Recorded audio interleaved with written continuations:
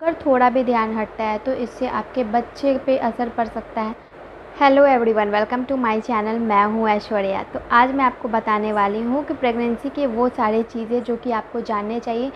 ये सारी कमियाँ कहीं आपके बच्चे को ख़तरे में तो नहीं डाल रही हैं। प्रेगनेंसी जो है बहुत महत्वपूर्ण चीज़ होता है और उसमें एक एक चीज़ की हमें ध्यान रखना बहुत ज़्यादा ज़रूरी होता है। अगर थोड़ा भी ध्यान हटता है तो इससे आपके बच्चे पे असर पड़ सकता है, आपके हेल्थ पर असर पड़ सकता है। तो इसलिए इन सब बातों को बिल्कुल भी नज़रअंदाज नहीं करना चाहिए। इस चैनल पर मैं अपनी प्रेगनेंसी शेयर करती हूँ, साथ ही अपने सब्सक्राइबर की जो क्यूरीज़ रहती हैं उनको सॉल्व करने की कोशिश करती हूँ। तो चलिए इस वीडियो को शुरू करते हैं। सबसे पहली जो चीज़ है जो कि खतरे की घंटी होती है, उसको पहचानने की ज़रूरत है कि आपके बच्चेदानी में पानी की कमी तो नहीं है, यानी कि एमनियोटिक फ्लूइड का कम होना। एमनियोटिक फ्लूइड कम कैसे है, उसके कुछ लक्षण होते हैं, वो मैं अगले वीडियो में बता दूंगी। दूसरा चीज़ ये है कि आपको अल्ट्रासाउंड रिपोर्ट में देखने की ज़रूरत है कि एमनियोटिक फ्लूइड कहीं कम तो नहीं है। ओके, एमनियोटिक फ्लूइड कम होना यानी कि बच्चे तक ऑक्सीजन का सप्लाई ना होना, यानी ऑक्सीजन जब सप्लाई नहीं होगा तो बच्चा कह सकते हैं कि सांस ही नहीं लेगा।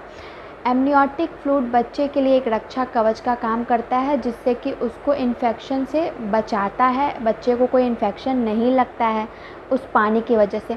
जैसे जैसे वो पानी कम होते जाएगा, बच्चे के लिए एक तो ऑक्सीजन लेवल कम होते जाएगा, दूसरा कई तरह की बीमारियां जो कि उसको लग सकती हैं। तो एमनियोटिक फ्लूइड कम है यानी कि बच्चा खतरे में है, आप खतरे में हैं। जब एमनियोटिक फ्लूइड कम होता है तो फिर डॉक्टर को अपनी राय लेनी होती है। और बहुत ज़्यादा जब कम हो जाता है, यानी कि अगर आपका भी डेट पूरा पास भी नहीं हुआ है, 9वां महीना कंप्लीट भी नहीं हुआ है, तो हो सकता है कि डॉक्टर ऑपरेशन करके बच्चे को भी निकाल लें, या फिर हो सकता है पहले वो दवाई करें, इंजेक्शन दवाइयाँ करें, अपने ट्रीटमेंट करें। फिर भी अगर नहीं हल होता है तो फिर डॉक्टर अपनी राय देते हैं। दूसरा जो खतरे की घंटी है वो ये है कि बच्चे के गले में गर्भनाल का फंसना। आप देखते होंगी कि कई बार ये होता है कि गर्भनाल बहुत बड़ा होता है, जिसके कारण बच्चे के मूवमेंट से वो गर्भनाल बच्चे के गले में फंस जाता है। वो खतरे की घंटी होती है कि कहीं बच्चे का गला दब नहीं जाए, और ज़्यादा लपेटने की वजह से फिर उस गर्भनाल से बच्चे को अच्छे से ऑक्सीजन नहीं मिल पाता है। गले में लपेटा होना गर्भनाल बच्चे के लिए खतरे की निशानी है। गर्भनाल कैसे फंस गया है बच्चे के लिए, जैसे कि आप अपने अल्ट्रासाउंड रिपोर्ट में ये चीज़ पता कर सकती हैं कि गर्भनाल फंसा है या नहीं, ये आपके डॉक्टर बता देंगे। या फिर ऐसा अगर आपको लग रहा है कि बच्चा किक्स कम मार रहा है, बच्चे की मूवमेंट कम हो रही है, तो फिर आप डॉक्टर के पास जा सकती हैं बच्चे के चेकअप के लिए, खुद के चेकअप के लिए। तो फिर आपको ये पता चल जाएगा। तो बच्चे के मूवमेंट पे ध्यान रखें आप। इसी से मिलता जुलता मेरा तीसरा जो है, ये भी खतरे की निशानी है कि बच्चा किक्स कम मार रहा है या बिल्कुल भी नहीं मार रहा है, बच्चा एक जगह स्थिर है। तो एक खतरा के ये भी एक खतरे की निशानी है।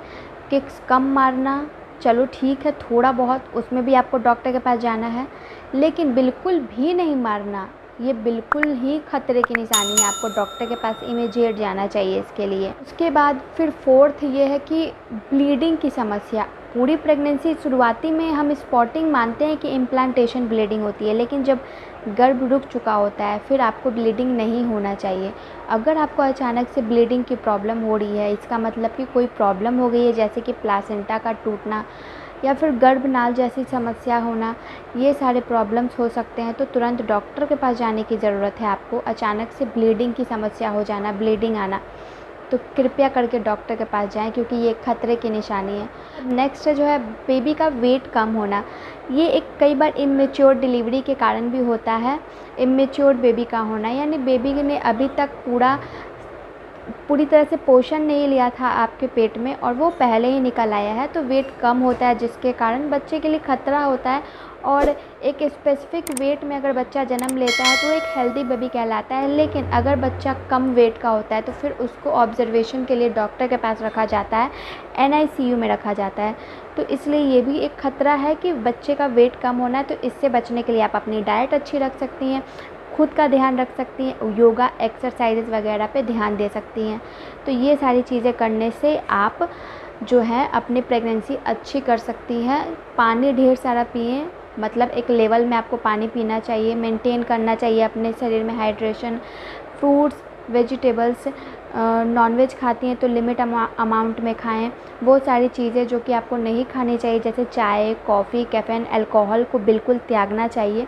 ये सारी चीज़ें बिल्कुल भी अपने प्रेगनेंसी में नहीं करना चाहिए।